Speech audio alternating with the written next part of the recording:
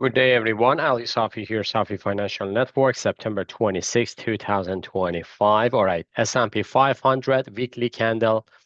We got a doji bar, bearish doji bar on the top. So we got new all-time high this week, and market just to form a corrective, or I should say warning candle this week, and we will see how it goes. I would say October is right around the corner, and everyone needs to be careful and cautious.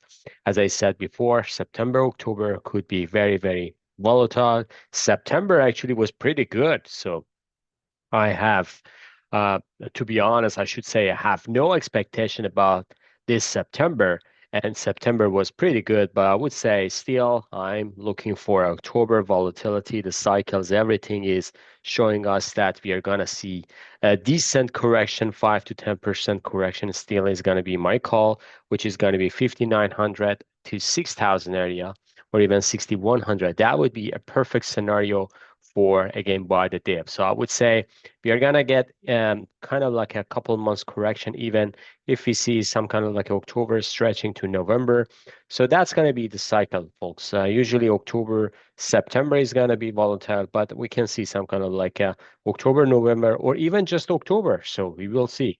But I would say percentage wise, if we get 5 to 10% correction, the sharper, the better. So probably we're gonna see some kind of like a 3 weeks correction, or this one 4 weeks correction, or this one could be couple weeks, like I would say more than 5 weeks correction. So this is kind of like a 7 weeks correction down the road, all the way from February top to April bottom. So it's kind of like a very sharp sell-off in April. Remember that due to tariff fears to the market. And right now, we're going to see that market is forming potentially for a corrective wave. So we will see. I would say I was waiting for this top here, but market is consolidating, triple dojis here, and I thought that okay, beginning of the September we're gonna see a correction. It didn't happen. Last 2 weeks market just carved out higher, but this week we got a bearish candle. So we will see again. All in all, I should say this is not gonna be a bear market. This is gonna be a correction. So in 2026 onward, we're gonna see a crazy sell-off potentially. The end of the bull market, multi-years bull market, or I should say multi-decades bull market, and we're going to get back to potentially multi-years secular bear market. So still, it's going to be soon to talk about that one, but I would say this one, 2025, September, all in all, I should say we are at 26, and we are pretty good in S&P 500, but correction is around the corner. Moving on to the daily chart is the same. So we got kind of like a 3 days correction. Today we got a dead cat bounce. So this is 65.98. This is the area that I was looking for, folks, and market just pretty nicely hold above this. So any daily close, I would say daily close below this 65.98, let's say 6600, that would escalate the downside move all the way to the downside. I would say we are gonna see a choppiness potentially for the next days, especially Monday. We're gonna see that potentially another uptick or doji bar. Then Tuesday, Wednesday, I would say market is gonna get back to a downside, and ultimately we're gonna engulf this area to the downside. So we'll see how it goes. But if we get below this, the next level is gonna be this choppy consolidation here. SMA 50 is gonna be there, so 64, 65. But I would say market potentially is giving us a zigzag upside and downside, ultimately looking for this area, which is going to be 59 to almost the 6,067 or even 6,100. So that's my another line as well here. So we will see if we get a decent correction to here. That would be a perfect buy zone for me.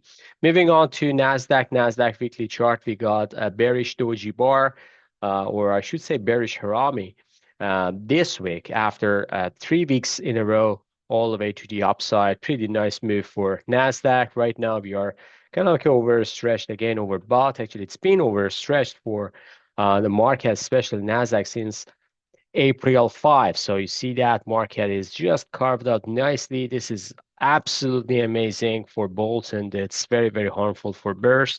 And thanks God, we are 90, I would say 97% of my portfolio is on long side. So that's why we make good money, actually good profit till now. But I would say I'm just kind of careful for this because if market goes down here, I'm gonna have another cash allocation on the side potentially.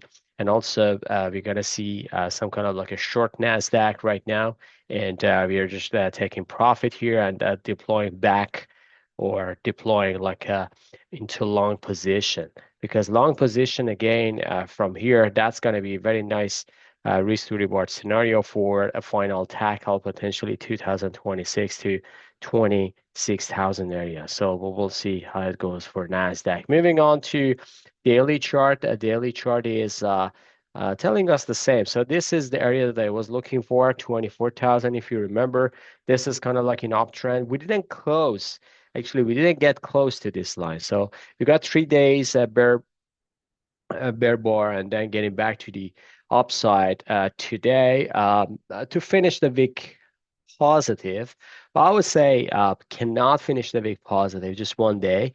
And then we may see some kind of like a rally potentially early morning on Monday. But Tuesday, Wednesday, I would say market is getting back to the reality again, going back to the downside. And keep an eye on 24,000. Because if we get below 24,000, that would be very, very sharp signal all the way to 22,800. So we'll see how it goes. Moving on to Dow. Dow is kind of like interesting because we got below this ending diagonal for one day, and today we just got a back test. Getting nice close above yesterday open, even yesterday high. So this is a good signal for Dow, and this means still heavy value names are forming in a good shape. Also, I would say healthcare. They're very in good shape as well, and energy market, they're pretty nice as well. So um, even if Nasdaq goes to the corrective move, I would say Dow Jones still is going to be a better shape, just because heavy value names are kind of like not participating in this rally a lot. So there are lots of names beaten recently, and money can flow back to those names. So we'll see how it goes. Moving on to gold, which had a fantastic move recently. Gold had a nice bullish consolidation here as well. So we may see some kind of like another tackle to 38,000 area. So we will see. But I would say gold is getting into the very late cycle of its bullish momentum. And potentially we're going to see a decline, a multi-month decline in gold, and that's going to be very, very seasonality valid decline, usually November, October, and I would say first half of December, gold is getting into a correction, and we may see some kind of like a sharp correction for gold. And after that, we need to see some kind of like a bottoming formation again for gold. So, but all in all, I should say gold still is in a rally shape and forming a bullish consolidation on a daily chart. There's nothing wrong with it. Silver at the same time, just creeping higher today, $46 per ounce.